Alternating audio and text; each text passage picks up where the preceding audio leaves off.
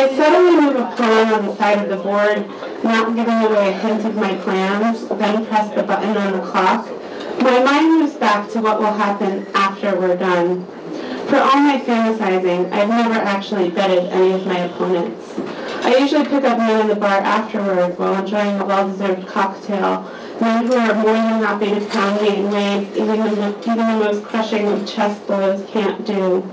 I've certainly thought about fondling some of the men, not to mention the women who sat across from me, especially the ones who bested me with more than bravado.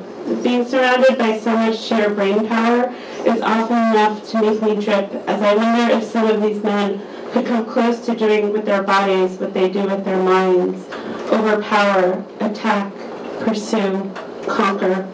I picture them chasing me around a bedroom, laughing until my sides hurt until they pin me down and have their way with me, or switching things up and prostrating themselves before me and allowing me to slowly stroke them to ecstasy. I never pictured dainty, demure sex. Someone is always screaming and slapping and writhing. I picture a leisurely dance of flirtation, the kind whose power builds the longer it's made to wait, until we rip each other's clothes off and have at it. The image of these utterly nerdy guys undressed, raw, and ready sends me into a mental tailspin, especially this opponent. From the start, during those minutes of speculation that give me pause, when it's really too early for him to be thinking so hard, and yet he does, he's made me keep looking. I am forced to let my eyes linger on the board as his do, see it through his eyes as well as my own. He takes every move so seriously, I wonder how he doesn't combust from overanalyzing it all. Usually the first 5 moves are blazed through as if by memory, each of us waiting for the other to take things out of the familiar realm, the openings we've studied countless times, into a brave new world where we can't rely on anything but our wits. But this guy knows exactly what he's doing. As his intense eyes dart across the board, seeing possibilities that clearly only exist in his mind, I finally give up trying to second-guess him and focus on possibilities that are only in my mind as I wait for his cue. The pieces will be there when I get back from my mental detour, so I think about him standing before me while I slowly undress, removing layer by layer, just slowly enough to make him wonder what else lies beneath.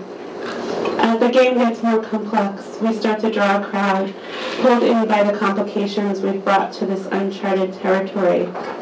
He lifts his hand to move his bishop, his fingers reaching for its phallic head, then pausing there for a moment, as if unsure that his intended choice is a good one.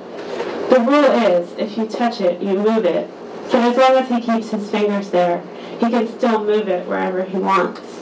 If we were on a date and he were deciding what to eat, I might slip my foot out of my shoe and gently glide it up his leg, not helping him make his choice, but filling him with desire nonetheless.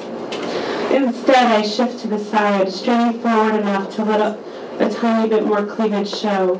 As his brow furrows, I picture it doing the very same thing as he slides what has to be a fat cock inside me. Thinking about fucking him not only helps pump me up to win the game, it allows me to mask my true thoughts. I've never had much of a poker face, and have won games when bursts of utter glee raced across my face, causing my opponent to revise their hastily drawn plans. The more he makes me wait, the more tempted I am to blow the game, fold my king in humiliation, sweep the pieces to the floor, and slam him against the wall. His slow manner seems to mock me, as if he feels none of the same urgency. In my befuddled state, I drop my pen on the ground, and when I bend to pick it up, I really can't help but look at his erection.